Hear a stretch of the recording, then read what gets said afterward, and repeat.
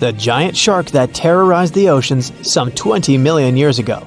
For 13 million years, this 60-ton beast dominated the warm waters of our planet. Though, some believe that the Meg still lives in the most remote and deepest parts of the ocean. It's a hot summer day. It seems only logical to go for a swim in the sea. You're floating on your back, completely relaxed. Your eyes are closed. Your breath is even. Water's pleasantly cool around your body. A light breeze touches your face. You feel calm enough to doze off. Suddenly, something bumps into your leg. Yanked out of your half-slumber, you begin to flail until you're face to face with the invisible danger. Luckily, all you spot is a couple of easily recognizable fins and cute smiley snouts. Phew, just dolphins. Guess you're lucky to meet them in the wild. These amazing creatures are so close, you can touch them. You've heard people say dolphins' skin feels rubbery, but to your mind, it's more like the inner part of a hard-boiled egg. One of the animals is so close to you that its salty smell fills your nostrils. You know, though, that dolphins don't have sweat glands. It means they don't sweat and are pretty much odorless. The smell you sense comes from the water they swim in. The largest and most ferocious predator to ever haunt the oceans, the megalodon shark dominated the seas for centuries before coming extinct millions of years ago. However, scientists managed to discover very few remnants of the giant shark. Everything we know about the great beast we've learned thanks to fossils of its giant teeth, which are just about the size of the average human hand. A megalodon skeleton has never been discovered.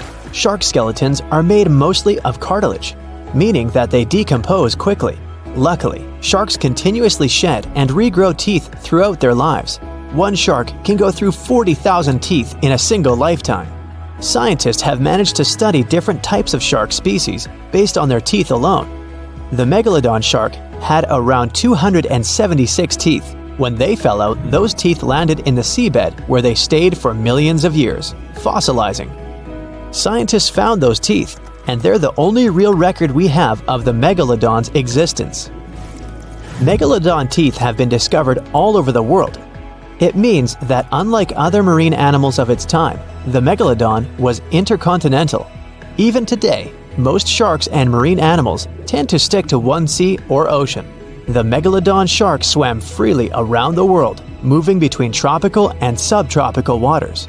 Megalodon teeth have been found in every continent apart from the freezing cold waters of Antarctica.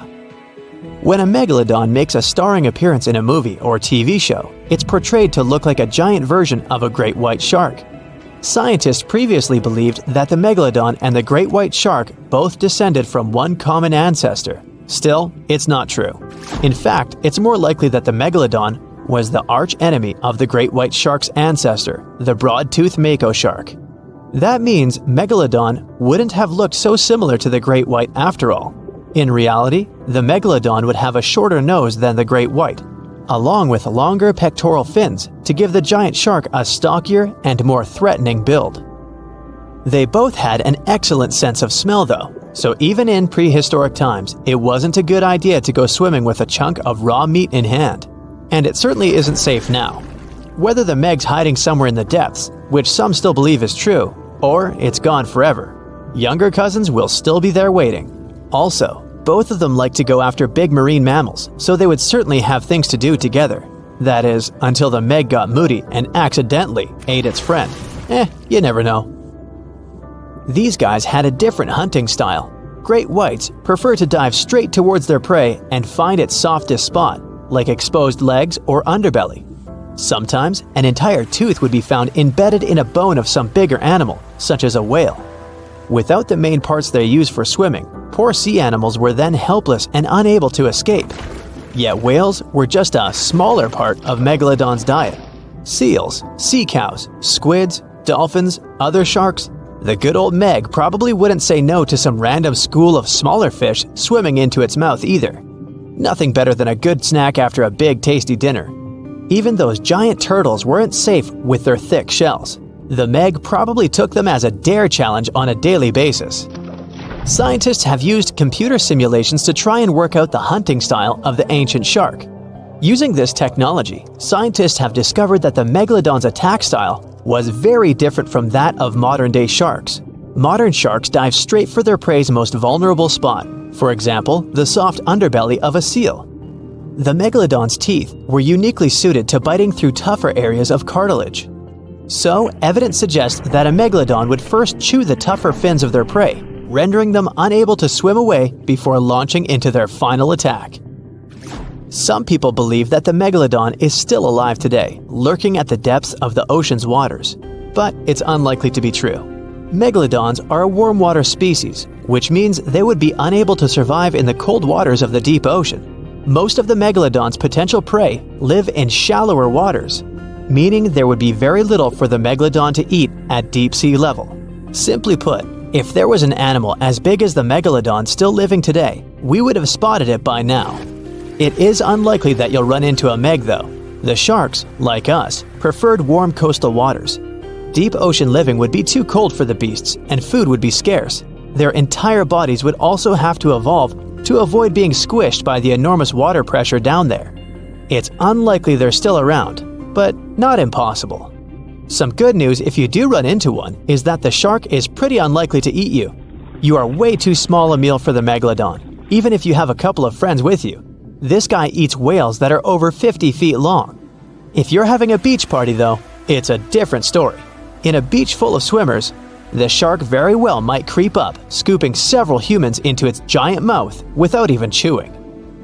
The fearsome name megalodon comes from two Greek words, megas, meaning big, and odont, meaning tooth. Combined, they mean big tooth, and it certainly lives up to its name. Just one of its chompers is the same size as a human head. It had 276 humongous teeth in total, across 5 terrifying rows. In all of history, only a couple of saber-toothed cats and the T-Rex had consistently bigger teeth. Now that's a showdown I'd like to watch. The megalodon vanished millions of years ago, leaving only huge teeth to be found by modern archaeologists. They literally disappeared with very few traces left. Scientists believe that over time, deep sea levels dropped and the ocean's temperature went down rapidly. Over a third of all marine life was wiped out as the oceans cooled and the number of animals at the bottom of the food chain plummeted. This had a catastrophic effect on the hungry predators at the top. Sorry guys. It became way too cold for these sun-loving sharks too, which made it difficult for them to reproduce since they gave birth in warm waters. The megalodon is usually described as a sort of great white shark, but this is just a common myth. In fact, the ancestors of today's great white existed at the same time as the meg, but they weren't best buddies and were even in competition with each other. The great white shark was a better hunter using its smaller size and agility to snap up the meg's prey quickly. They were also known to eat meg pups, who were only half their size. This didn't exactly help the whole extinction thing. While a great white was no match for an adult meg in a head-to-head fight, they sure weren't scared of stealing their food. This only left the bigger fish and whales for the meg, but its food supplies began to run out as whales swam to the cooler new seas. The whales adapted to prefer the colder temperatures, leaving our friend the meg behind. The megalodons either starved or were frozen into extinction by the Ice Age. Rather than a great white, the megalodon is more like a modern bull shark. It had a short snout, a flat lower jaw, and huge pectoral fins to support its massive weight and size. As scary as they are, these sharks were actually caring family guys. Several megalodon nursery areas have been discovered in Florida, Maryland, and Panama. They gave birth to their young in shallow water environments. We know this from discovering loads of tiny megalodon teeth found in these areas. I wonder if they had nannies too. The Meg, aka Megalodon, roamed the oceans long after dinosaurs were wiped out by the Great Meteorite. It was one of the largest and most dangerous hunters that have ever lived on Earth, as well as the biggest shark. But then, about 3.6 million years ago, the last of its kind disappeared from our planet, leaving only huge teeth for modern archaeologists to keep finding. There are a few theories about why it could have happened, but scientists might have found the true reason. The Megalodon, which means big tooth, was the largest shark ever to exist. It reportedly lived around 20 to 3.6 million years ago and was truly enormous. Its bite was more powerful than that of a T-Rex, and likely any other powerful predator that has ever roamed this planet. It's probably not surprising since this marine creature had extremely strong jaws that could span from 9 to 10 feet wide. That's enough to swallow two grown-up people side by side. The jaws were also lined with 276 teeth, and they reached 7 inches in length. That's as long as a small hedgehog. Once these teeth got worn down, the shark got rid of them and grew new ones. Such large sedated teeth helped the Meg to eat meat easily. The shark itself could grow up to 59 feet long. That's twice the length of a London double-decker bus. The animal was also pretty heavy. While a fully grown T-Rex weighed about 8 tons, the weight of a large megalodon could be more than 30 tons. With no competitors, the enormous shark was the real king of the oceans. It hunted other sharks, large fish, and even whales. Then why did such a magnificent creature disappear from the face of the earth? The previous theories mentioned the great white shark. The megalodon is usually described as some gigantic version of this marine animal. And this is a common mistake made because most people think these creatures were related. But in reality, the Meg looked more like a modern bull shark. Its snout was snout, its lower jaw was rather flat, and long and massive pectoral fins supported the animal's weight. But what's more important, the ancestors of today's great whites existed at the same time as the megalodon. Now, with great size comes great clumsiness. And although the Meg was huge and powerful, it was also not as nimble as smaller and quicker great white sharks. Great whites could have rivaled a megalodon for food, and were often more successful hunters thanks to their agility. They couldn't fight the Meg openly, but were fast enough to steal its food. So according to this theory, the only food left for the megalodon were whales and equally big marine animals. Grown-up Megs could easily catch such beasts, but their offspring were much smaller and more vulnerable than their parents. Could smaller sharks have used this to their advantage? Maybe while megasharks were still little, they became a meal for great whites, as well as bull and tiger sharks. Even at those times, a great white shark could reach the length of 20 feet, while a megalodon kid was definitely smaller. But even if there had been no open confrontation between young megalodons and smaller grown-up sharks, Meg kids wouldn't have been able to find food for themselves to grow to adulthood. The reason is the same. The population of other sharks was growing, and they were rivaling each other and the Meg for convenient food. The more great whites and other sharks appeared in the oceans, the less food remained for young monster sharks. Eventually, they probably starved. But it's just one of the theories that try to explain why the Meg went extinct, and here's another one. A new study has shown that the Meg was most likely a warm-blooded predator able to regulate its body temperature, and that might have been the reason why this species disappeared with time. Scientists analyzed isotopes of the tooth enamel of the megalodon and concluded that the animal could easily maintain a body temperature that was around 13 degrees F warmer than the temperature of the surrounding water. Such a temperature difference is much greater than what other sharks living at the same time as the Meg had, and it's large enough for the ancient predator to be classified as warm-blooded. These days, most fish are cold-blooded. Their body temperature is the same as the surrounding water, but some sharks, like mackerel sharks, keep the temperature of all parts of their bodies a bit warmer than the surrounding water. But it doesn't make them completely warm-blooded because they simply store heat generated by their muscles. And in mammals, body temperature is regulated by a special region of the brain called the hypothalamus.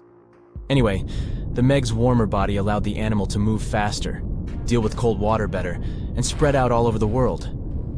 But eventually, it might have led to a disaster. The megalodon lived during the Pliocene epoch, pronunciation. It began approximately 5.3 million years ago and finished 2.5 million years ago.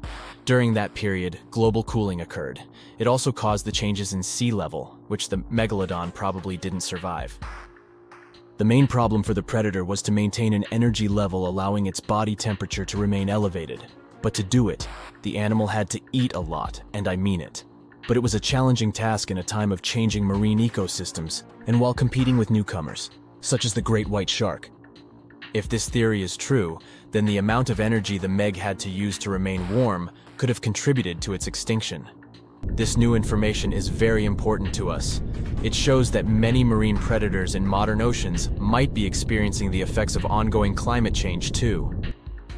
By the way, have you heard that there have been several cases when people were sure they had seen the Meg? Or at least some similar extremely large monsters. And these sightings happened relatively recently. For example, In July 1916, the New Jersey coast of the US was terrified by a series of shark attacks. They happened during an oppressive heat wave when hundreds of beachgoers tried to find shelter from the heat near the water. People described the culprit that had caused all that havoc as a giant shark, much bigger than any regular one. Since then, scientists have been debating which shark species was involved in those accidents. The most popular guesses have been the bull shark and the great white. A picture of a huge shark roaming the Pacific Ocean not far from Guadalupe Island appeared in 1999. The creature was nicknamed Deep Blue. It could be distinguished from others by a wavy pattern separating its gray back and white belly. But even though some people claimed it could be the infamous megalodon, experts came to the conclusion it was a female white shark, the largest ever seen.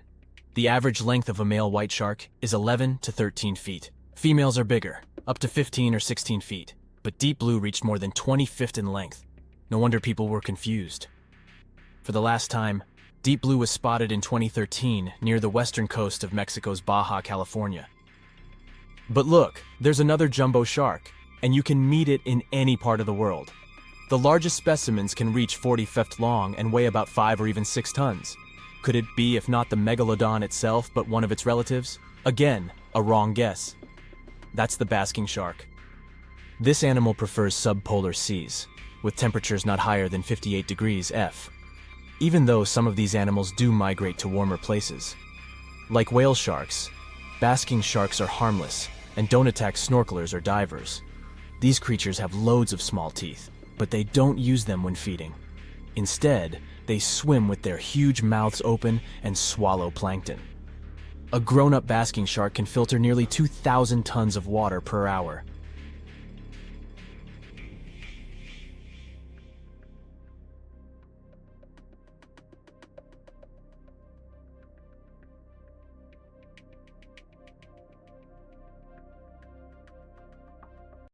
It was the largest fish our Earth had ever seen, and its bite was strong enough to crush a car.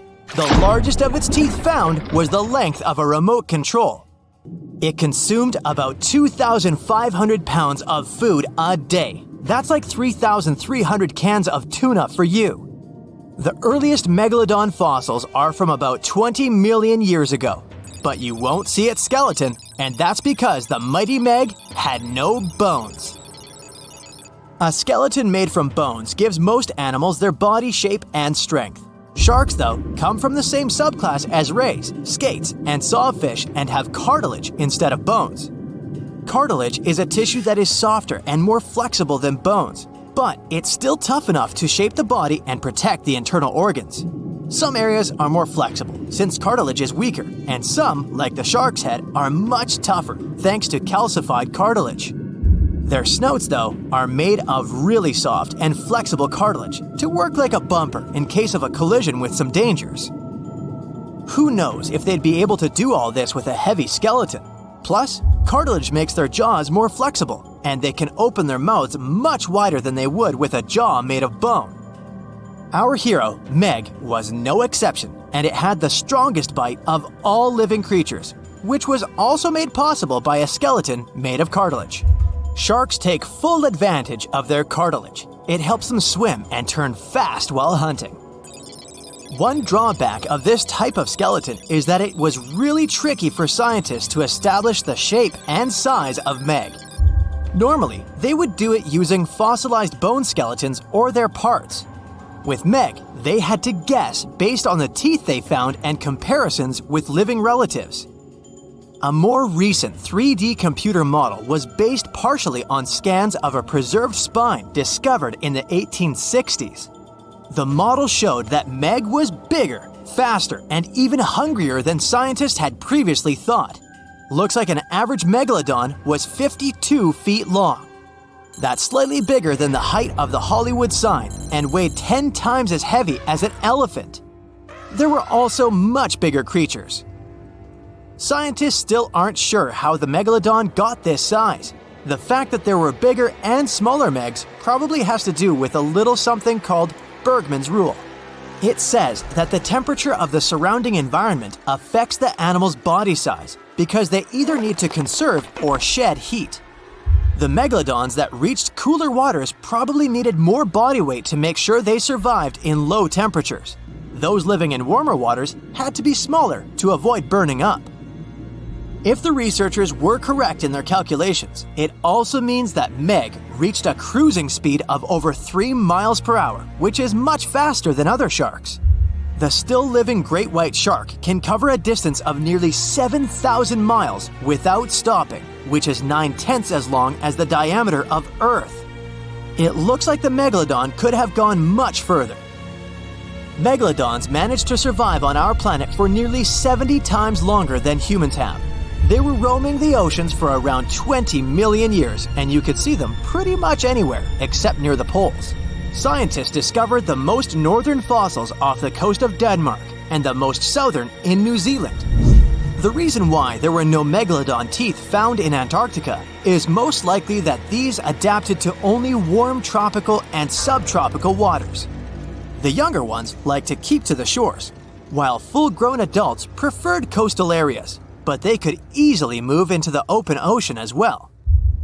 When our planet went through a period of global cooling and drying, and the seas began to freeze around 3.6 million years ago, there was less and less room for Meg to thrive. Much of their prey, like smaller whales, seals, and sea turtles, disappeared or relocated to waters that were too cold for our hero. And at the same time, the number of its natural competitors, like smaller predatory sharks, like the great white shark, and whales, increased. This shifting food chain dynamics could have been even more dangerous for the Meg than the cold ocean water. You're used to seeing them on the big screen as heartless monsters, but these huge sharks were actually loving and caring family guys. Scientists discovered several megalodon nursery areas in Florida, Maryland, Panama, and off the coast of Spain.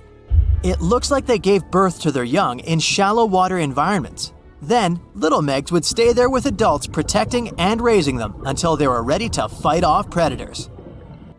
The mighty Meg had 276 teeth in 5 rows in its mouth. Similar to other sharks, it was fast in replacing its worn-out or lost teeth. With 4 or 5 rows of teeth in its mouth, it basically acted like a conveyor belt, able to grow back damaged or missing teeth. This means that an adult megalodon probably would have grown several thousand teeth throughout its lifetime. Although the great white shark is often mentioned as Meg's closest relative, they'd hardly be distant cousins. The ancestors of today's great white existed at the same time as the Meg, but they weren't best friends and even rivaled each other. The great white shark wouldn't win in a head-to-head fight with a Meg, but it was a better hunter using its smaller size and agility to snap up the giant's prey quickly. This only left the bigger fish and whales for the Meg, but its food supplies began to run out as the whales swam to the cooler new seas. Rather than a great white, the megalodon is more like a modern bull shark. It had a short snout, a flat lower jaw, and huge pectoral fins to support its massive weight and size. We also speak of Meg as an extinct giant, but can we be 100% sure it isn't hiding somewhere as we speak? After all, we've only explored 5% of our oceans altogether. The Mariana Trench is the deepest oceanic trench on Earth, and you could dip the whole of Mount Everest in its deepest part, and over a mile of it would still be above the surface. If a megalodon or two needed a place to hide, that would be the perfect spot. It wouldn't be the coziest place to live, though, with its cold water and total darkness. Plus, the pressure there is 1,000 times stronger than at sea level. So, if a Meg really were hiding down there, it would have serious issues with its teeth, because calcium would dissolve under that pressure. To survive here, it would also need to learn to navigate in complete darkness. That means it would have either become bioluminescent or evolve to grow massive eyes like the giant squid. If the Meg were still around and true to its dietary choices, it would have to eat smaller fish, and that would be a problem for us humans. Especially those of us who love fish, that is. And the ocean isn't cooling down these days. The megalodon would love its temperature and would thrive and reproduce faster than ever. Those giants would create some massive problems for cargo ships and cruising vessels. In case you're now scared at the thought of meeting a megalodon, relax. Most scientists don't think it's possible because of our hero's size. Most foods that megalodons like to eat live in shallow ocean areas and not in the deep, deep sea. Meg would need to come up for dinner every now and then, and it's kinda hard to miss a creature this big. They're both giant prehistoric creatures to us, but the megalodons and the dinosaurs never actually coexisted. The dinosaurs probably died out about 66 million years ago. Megalodons seem to have appeared a bit later. One of the SCP Foundation bases is located somewhere at the bottom of the Atlantic Ocean. This top-secret place is ideal for securing, containing, and protecting humanity from weird, terrible, and very dangerous creatures and objects. Every morning, staff with high-level access check all the mysterious beings kept in cages. SCP-87 is a room with a dark staircase leading to pitch darkness. The object itself is a pale face without pupils and a nose. The object hasn't been studied yet and represents an average level of danger. Object SCP-337 is a mass of ordinary human hair weighing 130 pounds. It probably has intelligence, can move in any direction, and control each of its hairs. It attracts all the nearby strands of hair to increase its mass. It's unknown what size the object can reach with an unlimited supply of hair. Represents an average level of danger. Object SCP-432 is a small locker with a huge network of intricate tunnels and mazes inside. The object is safe, but unexplored. Object SCP-682 is a colossal reptile the size of a bus that can transform its body. It's practically invulnerable, can regenerate, resist any damage, and adapt to any danger. It has intelligence and doesn't like people. The object is extremely dangerous and still unexplored. Stop. Wait a minute. Where is Object SCP-682? Its cell is empty. Oh no, it's escaped! Hit the alarm! The huge reptile that cannot be destroyed is lurking somewhere in the waters of the Atlantic Ocean. It's grown fins and gills to feel comfortable underwater. It's heading to the mainland for one purpose: to enjoy its freedom and scare people. 10 submarines and 20 cruisers begin patrolling the area using high-precision echolocation technologies. The reptile couldn't have gone far. A signal appears on one of the radars. Some huge object is floating toward the ship at great speed. But it's not SCP-682. It's something much bigger. This is Meg, short for the Megalodon, a giant ancient shark. Usually they were the size of a train car, but this shark is enormous, like a Boeing airliner. Ships and submarines have disturbed this ancient monster. It approaches one of the cruisers and breaks through the hull. The boat is sinking fast. At this moment, another dot appears on the radar. This is SCP-682. The reptile quickly swims to the shark. They look at each other for a few seconds. SCP-682 is much smaller than the Megalodon, but it has intelligence and the ability to regenerate and transform its body. The first reason for this, it's faster than the Megalodon. The shark swims quite slowly because of its gigantic size and weight. It lacks agility. The reptile can grow several fins and move 4 times more quickly than Meg.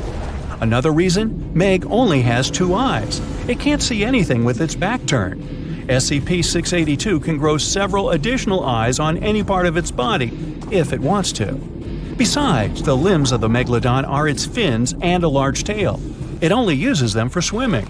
SCP-682 can have up to 10 limbs. These can be paws with claws or tentacles. It can grow arms with sharp spikes or bone ridges. It can attack or defend itself with them, take objects, or destroy something. But there's one thing that can help defeat the reptile: jaws. The Megalodon has about 300 large sharp teeth. Each of them is the size of a human palm. But SCP-682 can grow 1,000 small teeth, like those of a piranha or crocodile. The reptile can grow anything, but it can't increase its strength. The power of the Megalodon's jaw is much greater. It can easily bite through the ship's metal hull or firmly grasp SCP-682. The only problem is that the reptile can recover from any damage caused by the shark. Besides, it's too fast and can quickly escape the toothy mouth. The chances of success for the shark are minimal. SCP-682 has already calculated all the weaknesses of its enemy. And now, an epic show begins. Two monsters are swimming towards each other. The megalodon opens its mouth to catch the beast, but the reptile deftly dodges it. The shark pushes the enemy with its giant tail. The force of the impact is equal to the force of a 5-story building falling on the ground. SCP-682 flies off to the side and loses consciousness. But after a few moments, it opens its eyes. The creature recovers in 3 seconds.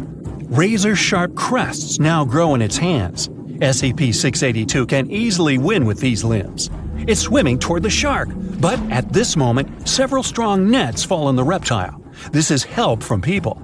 The reptile cuts through the nets while the giant shark opens its mouth and bites the crests off SCP-682. Then it catches the reptile in its jaws. Inside the shark's mouth, SCP-682 regenerates completely and tries to escape. Meg spits the enemy out. The reptile grows large bone maces on its hands. It's going to use them like hammers, but the thick skin of the fish provide good protection, so these upgraded arms are useless. The shark just doesn't feel anything. It twists and tries to catch SCP-682 in its jaws once more, but the reptile quickly swims away.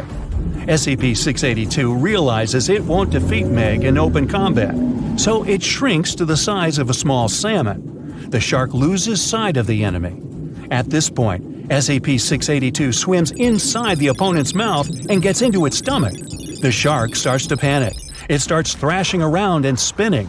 Something is happening inside its body. Then the megalodon spits out SCP-682 and slowly sinks to the seabed. Meg is defeated. SCP-682 has won. It was obvious. People throw nets on SCP-682, but it cuts them into tiny threads. It climbs onto one of the ships and smashes the vessel. People run away and jump into the water.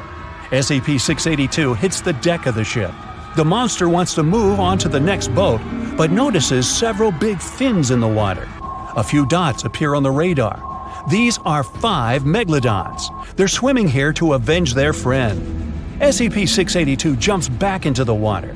Sharks surround it from all sides. They take turns trying to catch it. The reptile manages to dodge the first, second, and third one. The 4th shark finally grabs it. SCP-682 covers itself with stone scales. The 5th Meg bites the reptile from the other side, but SCP-682 doesn't feel the bite. Its skin is strong enough to resist the shark's teeth, but still, it decides to change its strategy. The monster then makes itself tiny and flat to slip out of the megalodon's jaws. Then it grows a hard shell and hides inside it like a turtle. Sharks can't chew through the shield. They toss SCP-682 in different directions like a ball. Sharp thorns begin to grow out of the shell. They scratch sharks' noses. They can't do anything. Right at this moment, a round bath escape gets lowered into the water. It moves up to the hidden reptile and opens the door. The water gets inside along with the monster. SCP-682 can't go anywhere. It's inside a high-strength carbon steel chamber. It tries to break out, but it's pointless. Sharks are not satisfied with this. They want revenge. One of them bites through the cable of the bath escape. It sinks to the seabed and hits the reef. The sharks tear through the material, and SCP-682 manages to get out. The megalodons attack the reptile, but it uses its sharp spikes to scare them away. Then SCP-682 becomes furious. Sharks swim away from it. The monster has won again. At this moment, a powerful earthquake begins. The seabed cracks, and a giant tentacle climbs out of a huge crevice. It seems that SCP-682 has a new opponent, and this is a kraken. The reptile is about to defeat this monster too. But this story is for another video. It was one of the biggest creatures ever to roam the Earth. It was longer than your average school bus and could easily weigh more than 10 elephants combined. But where did it live? How did it end up having this size? And most importantly, why is it extinct nowadays? Let's find out. The megalodon was the largest predator ever known in our planet's history. In terms of its location, the megalodon lived practically in all waters on our globe, except near the poles. The reason why there were no megalodon teeth found in Antarctica is probably that the gigantic creature adapted to only warm tropical and subtropical waters. The younger ones liked to keep to the shores, while full-grown adults preferred coastal areas, but they could easily move into the open ocean as well. How do we know the megalodon was so widely spread? We can only presume, based on the fact that they discovered the most northern fossils off the coast of Denmark and the most southern in New Zealand. The discussion of how the megalodon got this size is still open in the scientific community. They recently found out that not all the specimens from this fascinating species reach the same huge size. This has to do with a little something called the Bergmann's rule, which says that the temperature of the surrounding environment affects the animal's body size because they either need to conserve or shed heat. The megalodons that reach cooler waters probably needed more body weight to make sure they survived in low temperatures. On the contrary, those living in warmer waters had to be smaller to avoid burning up. But what did this enormous fish look like? Most modern depictions show the megalodon resembling an enormous great white shark. But well, it seems it may not necessarily be correct. The megalodon likely had a much shorter nose and a flatter jaw that looked almost squashed when compared with a great white shark. It also seems to have something in common with the modern blue shark: extra-long pectoral fins. They needed these to support their weight and size while navigating the planet's waters. Lastly, the lady megalodons, seem to have been about twice as large as the gentlemen. As for their offspring, even a small megalodon was enormous, at least 6.5 feet from nose to tail. How do we know that? Because specialists have stumbled upon megalodon nursery habitats in Panama, Maryland, the Canary Islands, and Florida. Even the piles of used diapers were enormous. Nah, not really. Surely the scariest aspect of the megalodon's looks was its mouth. I mean, think about it. Megalodon had whales for dinner, so it obviously needed to open its mouth wide enough. Scientists have estimated that its jaw would span a mind-boggling size, 9 by 11 feet wide. Just to paint you a better picture, that means it could have easily gulped down 2 adult people side by side. Wait, which 2 adults? Those impressive jaws also feature 276 teeth. Based on modern reconstructions of the force of its bite, it looks like it may have been one of the most, if not the most, powerful animals of prey ever to exist. For comparison, humans can have a bite force of around 1,300 newtons. Today, great white sharks have been estimated to be able to bite down with a force of over 18,000 newtons. The megalodon tops all the records, with an estimated power of bite up to 10 times greater than that. It could basically crush a car with very little effort. Its teeth were also pretty amazing. Similar to sharks, the megalodon was fast in replacing its broken or worn teeth. With 4 or 5 rows of teeth in its mouth, it basically acted like a conveyor belt, growing back damaged or missing teeth within about 48 hours. This means that an adult megalodon probably would have grown several thousand teeth throughout its lifetime.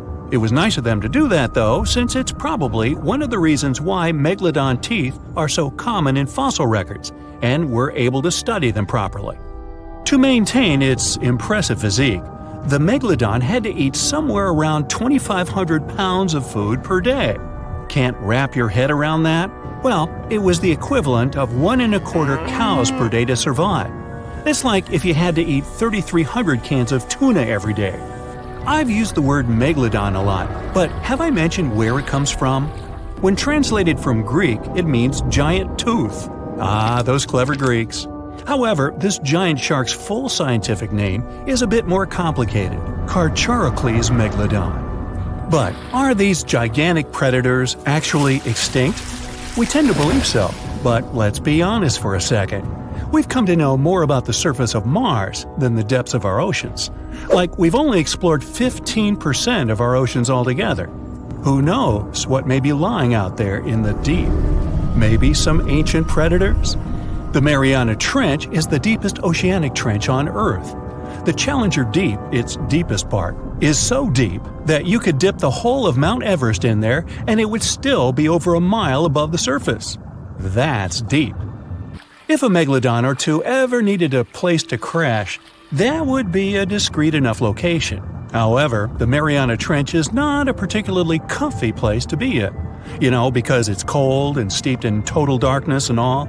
The temperatures here are around 36 degrees Fahrenheit all year round. And to top it all off, the pressure is 1,000 times stronger than at sea level. So it's safe to assume that if any megalodon is hiding in here, its teeth and bones might not be looking so good. Because of the intense pressure here in the Mariana Trench, proteins and calcium start to dissolve and disintegrate. That's why, for example, the Haddell snailfish, the deepest dwelling fish we've discovered, has evolved to feature flexible cartilage instead of bones. To survive here, the megalodon would also need to learn to navigate in complete darkness. That means they would have to either become luminescent or evolve to grow massive eyes like the giant squid. While it may sound like an intriguing and good idea for a movie script, most scientists don't think it's possible. Why? Well, most of them say it's because of the megalodon's size. Most foods that megalodons like to eat live in shallow ocean areas and not in the deep, deep sea. Specialists believe that if these animals were actually still roaming our waters, there's no way we wouldn't know about it. They would need to come up for dinner every now and then, right? Their food is also the most likely cause of why the megalodon is not alive anymore. While some specialists believe the megalodon became extinct because of a drop in the ocean water temperature, most scientists suggested that the shifting food chain dynamics may have been more to blame. Why? Because at some point, there was less and less of its primary food source, baleen whales, and at the same time, the numbers of its natural competitors, like smaller predatory sharks like the great white shark and whales, increased. The megalodon did live on this planet a lot more than we did, and way back when we didn't even exist yet. They were here for nearly 70 times longer than we, modern humans, have, inhabiting the oceans for around 20 million years. Homo sapiens appeared around 300,000 years ago.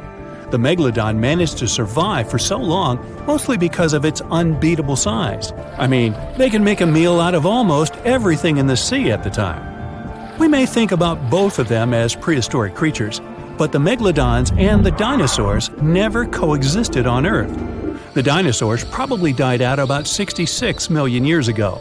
Megalodons seem to have appeared a bit later. That's because the oldest megalodon fossils we have yet discovered are from the Miocene epoch, which began 23 million years ago. So long, Meg! South Caribbean Sea, July 21, 2047. Well, it's finally happened. The research institution you work for got word of a massive shark spotted off the coast of Panama. Local scientists confirmed the impossible. It's a megalodon, and you've been sent with one mission to study this thing up close and within. Hey, it's also your birthday, but the cake will have to wait. They've already got the specimen ready. With enough tranquilizer to take down 10 elephants, the Meg is immobile. But you're on a strict time limit. The sedation will wear off in a half an hour. All right, it's go time. The head researcher slaps you on the back. Good luck down there, and remember, don't get anywhere near that turbine. Oh, right. They set that up in front of the shark to keep water flowing through its gills. Without the continuous flow, the Meg wouldn't be able to breathe. Got it. And you jump overboard. You set the timer in your watch for 25 minutes, just to be safe. The shark isn't too far under the surface. 60 feet long, weighing probably 50 tons, it's the size of a train car. She's a big girl, all right. Males wouldn't get much bigger than 40 feet. You swim closer to her, remove one of your gloves, reach out and touch her. Her skin is like sandpaper, covered in tiny teeth-like scales. They curve toward her tail fin and reduce drag as she swims. How is it going down there? Keep it quick.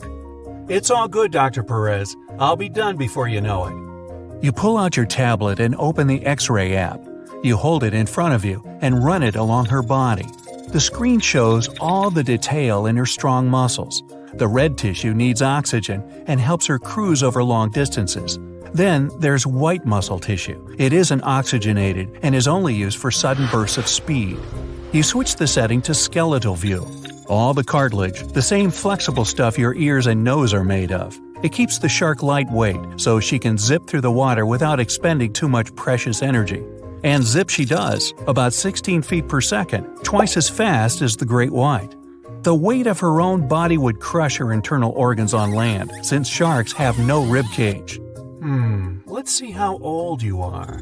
You zoom in on her backbone. It's calcified, just like her jaw, making them both stronger.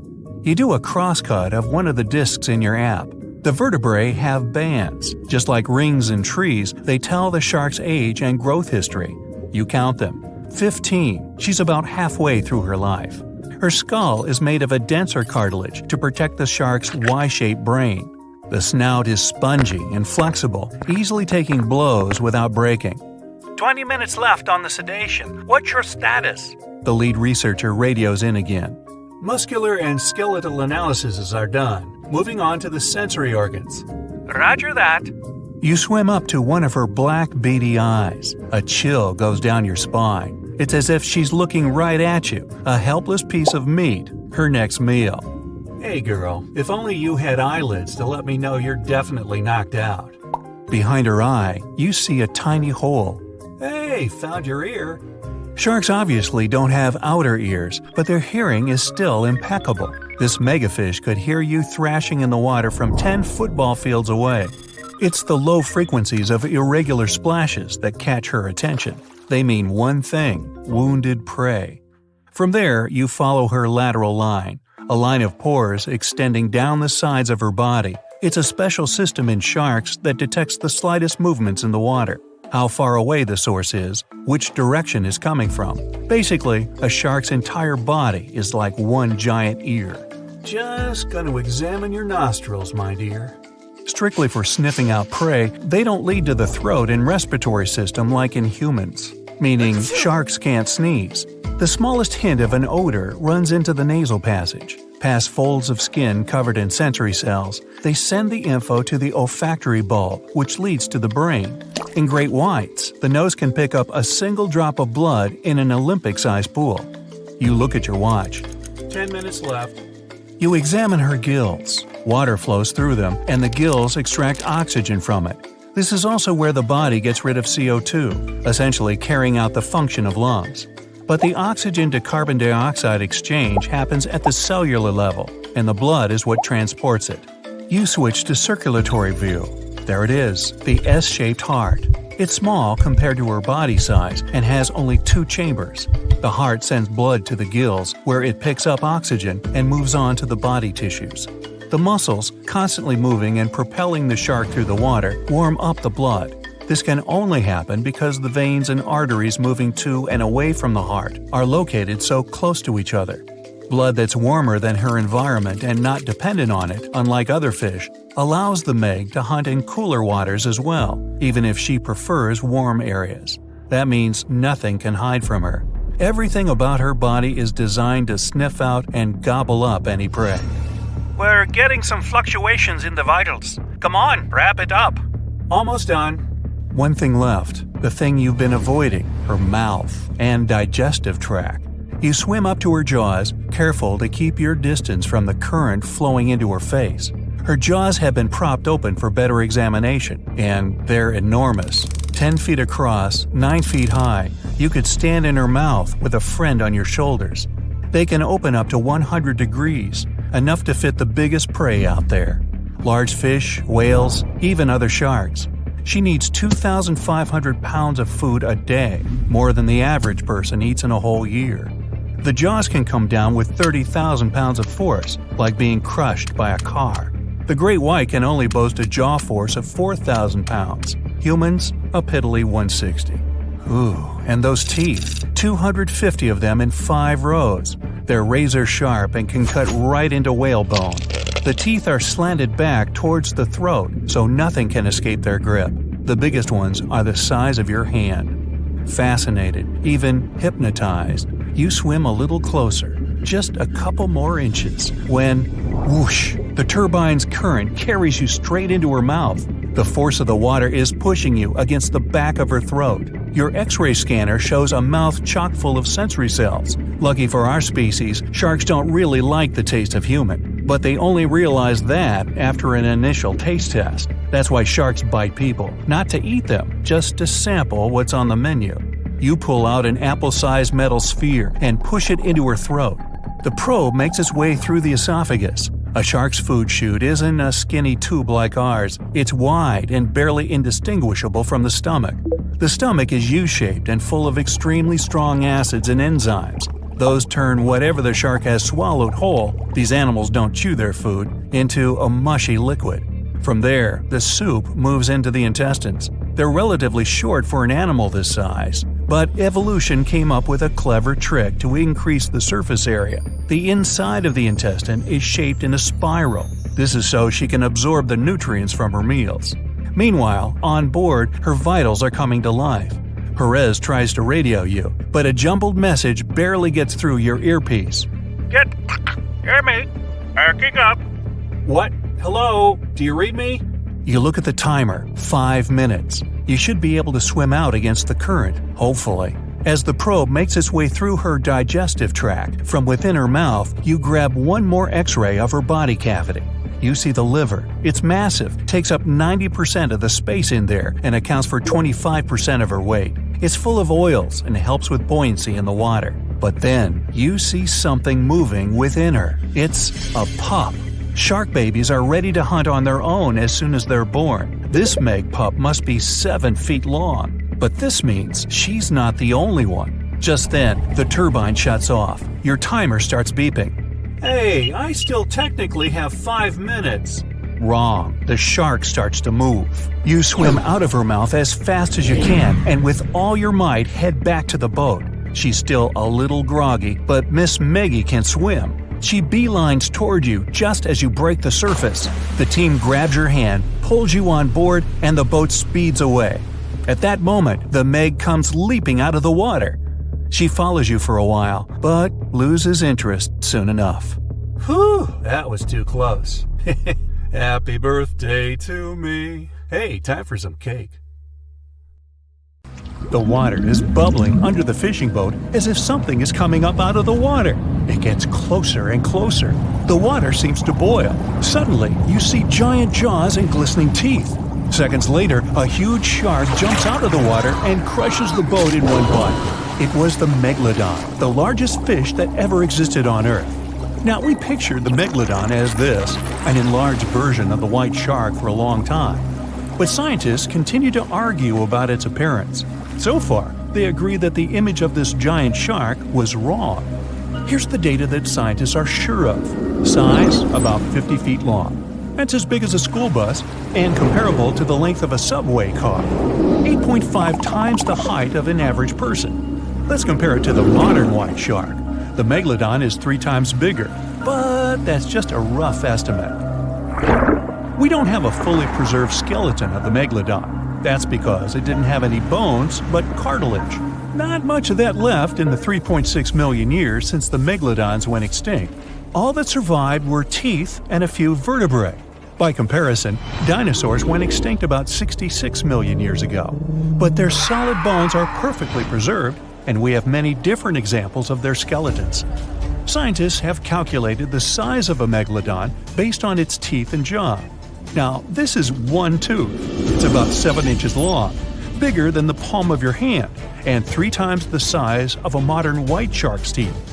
The megalodon jaw was 6 feet wide and chalked up 5 rows of teeth, a total of 276 razor-sharp chompers. The other preserved remains are the vertebral column. It consists of 150 vertebrae, each 6 inches wide. They contain much calcium because, well, megalodon love fresh cold milk. Nah, it's because the vertebrae had to withstand the enormous mass of a giant shark. Based on those fossils, scientists created a model and calculated only the approximate size of the megalodon. But it could hardly have been any bigger. It's all about breathing. The bigger the fish, the more oxygen it needs, which means a larger gill area. That's the organ that filters the water and collects oxygen. If the megalodon were any larger, it would have trouble breathing. So, scientists believe that 50 feet is the maximum size of an individual.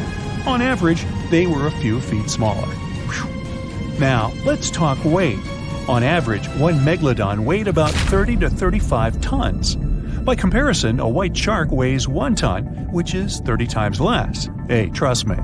A school bus is 4 times lighter at 7.5 tons. The weight of a megalodon can be compared to an empty Boeing 737. But the modern blue whale beats the megalodon in size and weight. 98 feet long versus 50, almost twice as long. Blue whale's weight is about 180 tons. That's like 6 megalodons or 6 passenger planes, or like 33 adult elephants. Hey, don't you love the comparisons? Now, about the appearance of the megalodon. Scientists believe it didn't look like a white shark. The megalodon belongs to a different fish family and most likely looked like a giant sand tiger shark. Flattened snout, small eyes. Its dorsal fin is moved backwards. The sand shark has 2 dorsal fins about the same size. The coloration is light brown with a white belly. It may have had brown-red spots like a sand shark all over its body. We used to think of the megalodon as something scary from the first finds of its fossils. That was back in the Renaissance era. People found some teeth in the rocks. At first, these teeth were thought to be the tongues of dragons or snakes. And here's the first drawing of what the owner of these teeth supposedly looked like. A massive snout with a scary nose and a bunch of razor-sharp teeth. We also have the evidence that megalodons were brutal hunters, kings of the food chain. The first combat tool in their arsenal was the battering ram. The megalodon was a slow swimmer, though. It could only accelerate up to 11 miles per hour. In comparison, the modern white shark can reach 35 miles per hour in a dash for its meal. The fastest human swimmer could only go 6 miles per hour. Well, good luck with that. But the megalodon had incredible mass. Though slow, its battering ram had tremendous power. The megalodon would take its prey by surprise. It had only one chance to hit it. If it missed, it would take too long for a second round. The maneuverability of the megalodon was comparable to a large truck. But if the ram was successful, the prey was stunned and couldn't move. At this point, the megalodon aimed at vulnerable spots, like the fins and tail of the prey. Scientists have found many ancient whale remains with megalodon tooth marks. It turned out that the giant shark knew where its prey's vital organs were located and could strike at them. When the prey was immobilized, the megalodon bared its teeth. An adult person could easily fit into its open jaw at full height. And according to various estimates, the bite force of the megalodon was almost 11 tons. Now imagine the weight of 3 SUVs concentrated at the tip of a sharp tooth. That's 9 times the power of the largest white shark bite, and 6 times the power of the modern record holder for biting, the saltwater crocodile. Here, look at a map of where the remains of the megalodon were found. South and North America, Europe, Asia, Australia. It was the master of all seas and was comfortable anywhere on our planet. We've even found some remains of the giant shark in freshwater sediments. Perhaps it wasn't afraid to enter rivers to hunt. Now, other scientists say that maybe the megalodon wasn't even a predator, all because of its size. It couldn't swim fast. It couldn't even make short dashes like the white shark. If prey tried to escape, the megalodon didn't rush into pursuit because it could never catch up with it. Another problem is the skeleton of the megalodon. The cartilage is weaker than the bones, so the musculature of the giant shark was not as massive and robust in the first place. The megalodon may even have been a scavenger and never got into fights. This is one of the reasons why ancient sharks became extinct. Megalodons like shallow, warm waters, with temperatures ranging from 53 degrees Fahrenheit. But over 3 million years ago, the climate turned colder. This deprived the megalodons of territories and plenty of food. The primitive whales that had been the main diet of the giant sharks began to disappear. Faster predators took the remnants of food. The megalodon started to starve. In evolution, a new player entered the field, the toothed whales, ancestors of the modern killer whales. They lived in packs and had bigger brains than the megalodon. So, over time, they started to compete with the megalodon. They took advantage of its clumsiness. A group of killer whales could easily win a competition against a giant shark. Many scientists believe this was the reason for the disappearance of the largest shark in the world.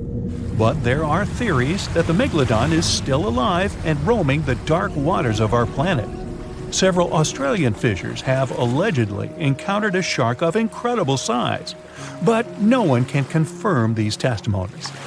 Fans of this theory believe that giant sharks can hide in deep waters away from human eyes. In the Mariana Trench, for example, it's the deepest place on our planet. It's deeper than if you stuck Mount Everest in the water, and we've even found the teeth of a megalodon there. But science says that such a giant shark couldn't live in the Mariana Trench for many reasons. One, it's too cold. The megalodon was probably a cold-blooded fish, so it had to use the warmth of its environment to survive. But the water in the Mariana Trench is cold, about 40 degrees Fahrenheit. That's because the deeper down, the less sunlight gets in there. The second reason is pressure. Every 30 feet deep increases the pressure by 1 atmosphere. That is, at the depth of 100 feet, the water presses you 3 times harder than you would feel it at the surface. The weak muscles and cartilage of the megalodon wouldn't allow it to dive too deep into the Mariana Trench. And, most importantly, food. The farther from the ocean's surface, the fewer living organisms. Megalodons used to eat primitive whales, ranging from 10 to 20 feet. Small fish only inhabit the Mariana Trench. A megalodon would never be able to catch one. And, judging by its size, all the megalodon did was eat and then look for food again. Compare its weight to that of a human. The average human should get about 2,000 calories a day with an average weight of about 180 pounds. The megalodon weighed 470 times that and needed many more calories. So, even all the fish inhabiting the Mariana Trench could hardly feed a megalodon for even a few days. So, all these theories, of course, are not true. But still, it's just smart to be careful out there. Know what I mean?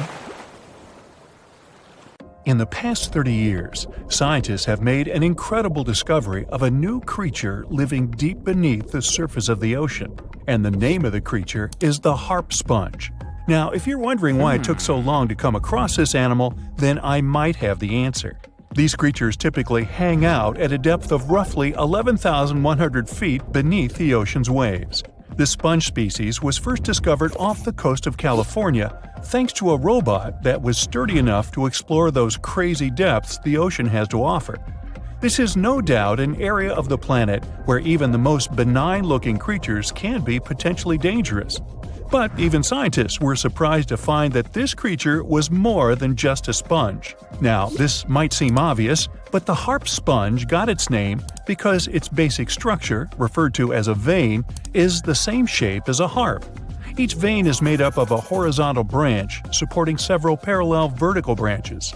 But don't let the harp sponge's fanciful and amusing appearance or its non-intimidating name fool you. Yeah, the harp sponge is very much a deep-sea hunter.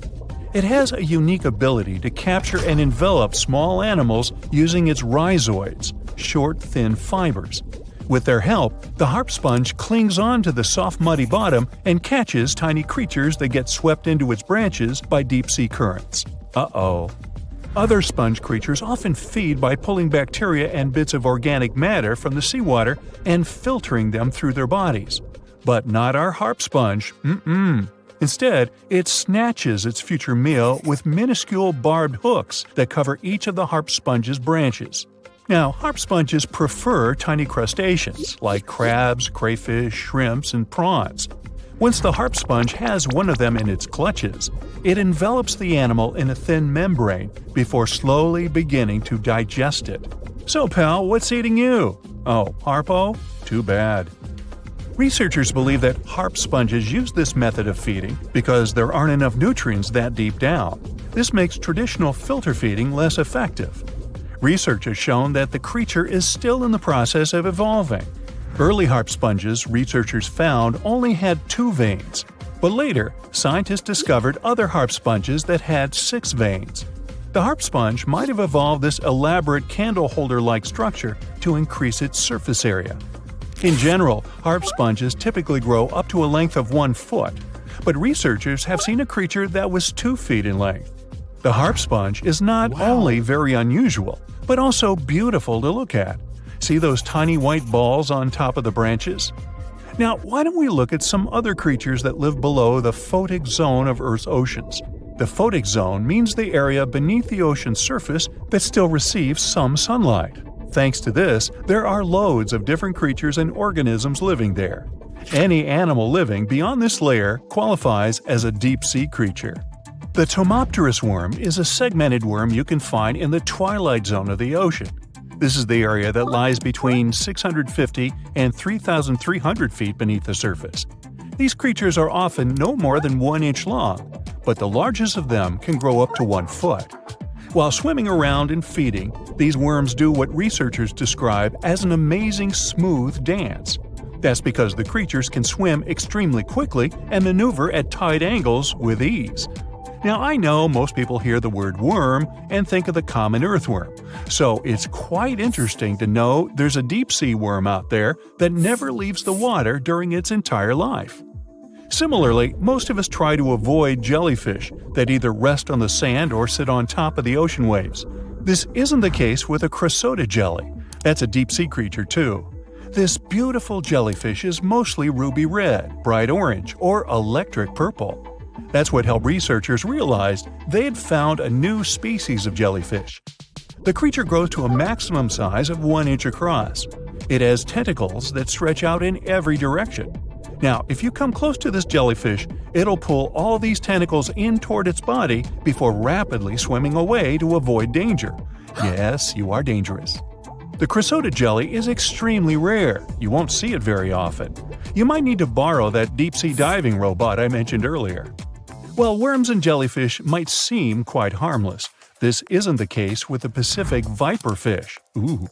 This creature is equipped with a noticeably big mouth, like me, and the needle-like teeth inside are key to its hunting strategy.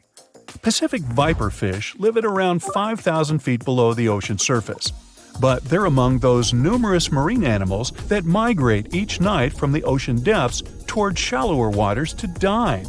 What's on the menu for dinner tonight? Lots of small fish and shrimp. The creature can grow up to 12 inches in length. Its 2 front fangs, which stick up from the fish's bottom jaw past its own eyes, are especially dramatic. When the fish unhinges its jaw, its mouth can open wide enough to engulf smaller animals, and the teeth form a cage to prevent an escape. Now, have you ever seen an underwater creature that looks like a strawberry? Trust me, it does exist. Just look at these dots on the strawberry squid. The creature has a big eye and a smaller one. You might think this unconventional pairing would be awkward and uncomfortable, but it's actually the opposite. The big left eye looks upward. It spots shadows cast by other animals in the dimly lit waters above. The eye's tubular shape helps it collect as much light as possible. On the other side of the squid's head, you can see its right eye. It's small and looks downward. This eye searches for flashes of bioluminescence produced by animals lurking in the darker waters below. Now, bioluminescence means the production and emission of light by living organisms. By the way, the squid has a nickname. And no, it's not Squiggy, although that's a great one. It's known as the cockeyed squid. This is simply due to the remarkable difference in size between its 2 eyes. I think I like Squiggy better. And so it goes. Since light doesn't reach the deep sea, the strawberry squid's body actually looks black. This helps the creature hide from enemies, such as sharks and dolphins. In general, the strawberry squid grows to a length of 5 inches. It typically lives around 3,000 feet below the surface, but floats to shallower waters at night. Now, the feather star is a marine creature without a backbone, but with feather-like arms that radiate from the center of its body. These creatures first appeared around 200 million years ago. Related to sea stars, they look like a flower, but if you approach them, they'll quickly swim away. But not all feather stars can swim. Many species can only crawl along the bottom of the seafloor. Like some of the other deep-sea creatures we've looked at, the feather star can adapt to its surroundings. It has a creepy ability to shed its arms, the same way some lizards can shed their tails. This also helps them escape from their enemies. Feather stars live all across the globe, from the equator to the poles, from the shallow waters on top of reefs to the deep, deep sea. Now, given that we're dealing with mysterious creatures, the name of this one is quite fitting. The swift vampire squid should be the official symbol of life in the deep sea. The animal has a dark red body, huge blue eyes, and a cloak-like web that stretches between its 8 arms. This, along with its name, may suggest that the creature is some form of a terrifying hunter. In reality, though, The vampire squid is a soft-bodied, timid creature, about the size, shape, and color of a football. It grows to roughly 12 inches in length and lives 3,000 feet below the waves. There's almost no oxygen there, but also relatively few predators. Whew, I think I'll need to decompress from this one.